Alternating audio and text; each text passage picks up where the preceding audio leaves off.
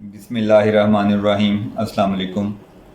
Trigger finger एक ऐसी condition है जिसमें हमारी उंगली बेंट पोजीशन के अंदर स्टक हो जाती है और ये एक झटके के साथ खुलती है।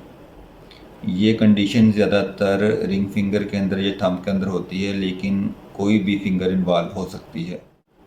ट्रिगर फिंगर की वजह आमतौर पर यह होती है कि जो टेंडन उस फिंगर को कंट्रोल कर रहा होता है वो अपनी शीथ के अंदर प्रॉपर तौर पर ग्लाइड नहीं कर सकता। ये शीथ की स्वेलिंग की वजह से या टेंडन के अंदर नोड्यूल बनने की वजह से हो सकता है। इसकी ट्रीटमेंट के कई स्टेप्स होते हैं। उस फिंगर को या उस हाथ को रेस्ट दिया जाता है, कोई पेन किलर या एंटी इन्फ्लेमेटरी ड्रग दी जा सकती हैं, फिजियोथेरेपी की जा सकती है, और अगर इन तमाम मेजर्स के बावजूद ये मसला हल ना हो तो एक छोटी सी सर्जरी के ज़रिए ट्रिगर फिंगर को रिलीज़ किया जाता है।